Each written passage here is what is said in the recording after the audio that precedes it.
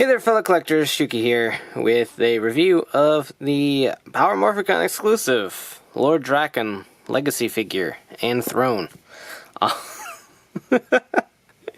Alright, so I'm sure any of you that follow me on Twitter know about this, watched my PMC vlogs, know about this, or followed anybody on social media that was at Morphicon that got one of these.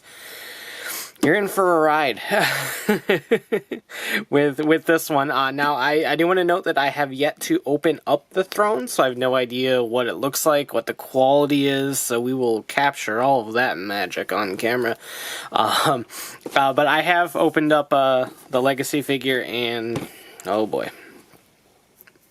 Oh boy. This guy ranged in price. Initial pre-order price I think was $40 before they were like, oh crap, that's too low. And then I think they bumped it to $50, but he might have been $45. I don't remember. I got him for $40. I know that because I pre-ordered him the day I got the tickets, or the day he went up. I don't remember how it all went. That was a long time ago, but I got him for $40. So it was a little bit cheaper than like the $45 to $50 price range. The throne, I believe, was $65 from pre-order price. I think something like that. So like together, these together, you're looking at like $110, $120 somewhere. That price range, too much money, basically. But let's go ahead and jump right in. Of course, as this suggests, and the sticker down there suggests, the only way to get these were through Power Morphicon, either by pre-ordering it online and picking it up at the show, or getting a non-attending package and shipping it out that way, or what have you. So we'll start with the Drakkon figure, since that's the highlight of this. Beautiful box. I will say that is a beautiful box, much in the same style as the Psycho Silver and Psycho Green that I took a look at. Nice comic image of Drakkon on the throne right there. As always, the package is a nice matte finish with a gloss for the lightning bolt and stuff there. 25th logo, Power Morphicon sticker down there. Lord Drakkon Legacy Collection. There's a look at the figure right back here. The story: Lord Drakkon is an intensely evil version of Tommy Oliver from an alternate universe. Excuse me. Who rules his earth with a dystopian philosophies. Lord Drakkon first appeared in Mighty Morphin Power Rangers #9 from Boom Studios. I don't know what that was. But I digress. I'll take the slipcover off. We'll set that over there. Move the light so it's a little bit brighter in here. And boom! There's Lord Drakkon. And the box still looks very nice. Still got the comic art of Lord Drakkon up there, and I don't know, I like the way it looks in package. It looks great in package. There's a full shot of the figure right back there, but the fun stops here, folks. And I will just move the entire bits of package. We'll dump it over here. Here is Saba. I will address Saba's issues momentarily. There's the Dragon Dagger. There's his sheath. And there's the figure. Alright. You can already see the problems, and we haven't even posed them yet. Alright, so above all else, you should put his sheath on his belt, just like that. So yeah, he's got a sheath. The Dragon Dagger is decently painted. Can't really complain too much about that, but that's going to slide right in there because when Drakkon got a hold of Saba, he stopped using the Dragon Dagger completely. If I remember correctly, his evolution forms don't even have the Dragon Dagger sheath anymore. Problem with Saba is that, spoiler alert for those that don't follow the comics, when Drakkon obtained Saba, he killed Saba by breaking the head off of Saba. So this is inaccurate to Drakkon, and you know, we can't have that. Right about here look good. Right about here look good. You just saw at it. Saw away. Make that screen accuracy. Alright, I got my magical pink scissors, because the knife wasn't happening. Alright, here we go. Oh, that failed. Yeah, accuracy! There we go. So here is Saba's lifeless head. Should get some white out and color those eyes. We'll toss that over here. But now here's a more accurate Saba for Lord Drakkon to wield. It's even got some battle damage because I can't wield a pair of scissors properly. So, hooray! For the record, I picked up 2 of these for my own personal collection. One is staying in box, nice and pristine, and this is the one that I meant to have fun with. So we're having fun. The real question is, did I give the hilt long enough? There we go. It kind of works. Probably could have used a little bit more length down there at the bottom, but hey, whatever. It's fine. We're accurate now. And that's what counts. It is the same exact Saba from the White Ranger figure, and this is the same from the Green Ranger figure. So there is that. If anything were to happen to your Saba, you can switch them around as you please. But jumping back into the figure, yeah, that is something that I just did. Move the magical pink scissors out of the way. There is all sorts of problems with this figure. Now, I will say right off the bat that it looks nice. The gold could stand to be a little bit more gold, but I'm willing to let it slide because at least the levels of gold is consistent throughout the figure. A lot of my problems with some of the Zeo figures were that the levels of gold between like the cuffs and the boots and everything were very inconsistent, but Drakkon has a full consistent level of that kind of buttery kind of gold. So I don't mind it as much as like on the Zeo Gold Ranger. It does have a little bit of a sheen to it. So, but yeah, like I said, it looks like a nice figure. Like if you were to just set this down on a shelf, you'd pass by it and go, that is a nice looking figure. And it helps a lot that Drakkon just has a very nice design in general, in my humble opinion. But when you start handling the figure, that's when things get a little bit iffy. So just kind of taking a look at some of the details up here.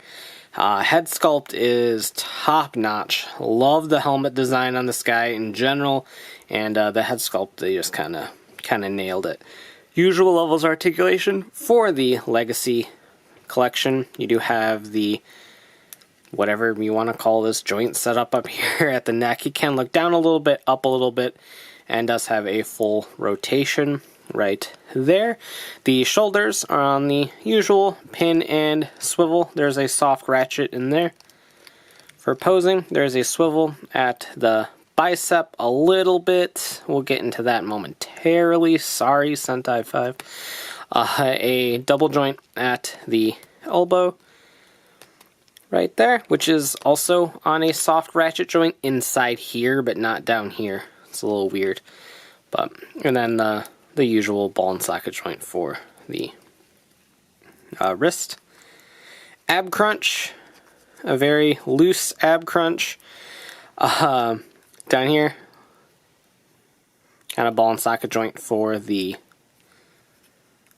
hips, swivel at the thigh, double joint at the knee, and there is a soft ratchet in this part right here, but not the upper part.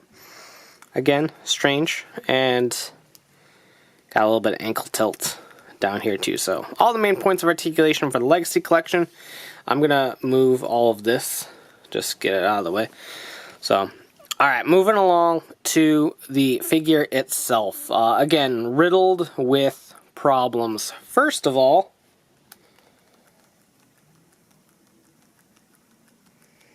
this. Alternate angle.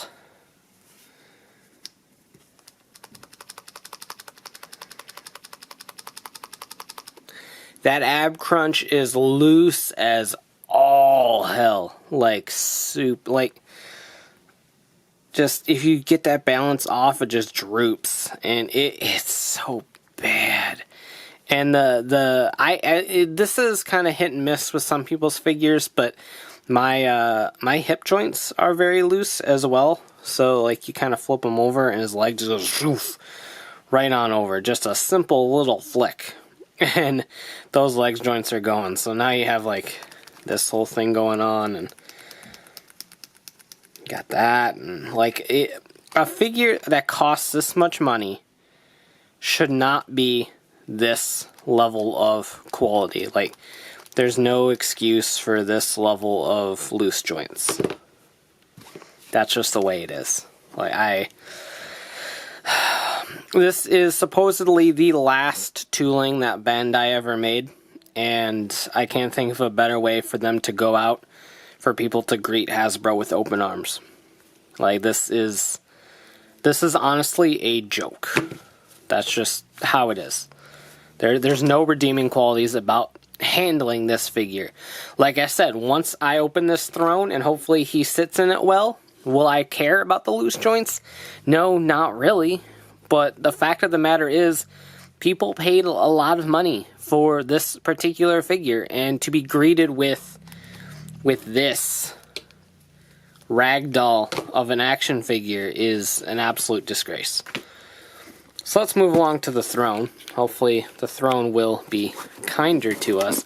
This is throne 84 of 500. There were only 500 of these made. I have no idea how many Drakkon figures were made. So there's no inside packaging. It's just wrapped in this paper. And then wrapped in bubble wrap. It feels nice. I will say that. So let's get all this out of the way. Get some room to work. It does feel nice. This is actually super nice. I thought this was resin, but it kind of feels more like a plaster to me, to be honest. Not really sure, but it looks nice. It looks very, very nice. These are all supposedly hand painted as well, so I assume it's a kind of airbrush style of paint. Very nice sort of black wash kind of design on it as well, so looks very nice. I kind of wish the seat was a little bit bigger. I feel this is an unnaturally thin seat, but I don't know, we'll see. But it has a lot of heft to it as well. I was worried it was going to feel hollow, but it does not. So it looks nice, and I have less problems with this than I do the actual Drakkon figure. So let's get him situated. We'll put the Dragon Dagger back in the sheath right here. Kind of get him kind of posed. One thing I want to address, and again, like I said, poor Sentai 5, I feel you, bro. His figure came out of the package twisted, so like this. And then when he went to twist it back like that, it snapped.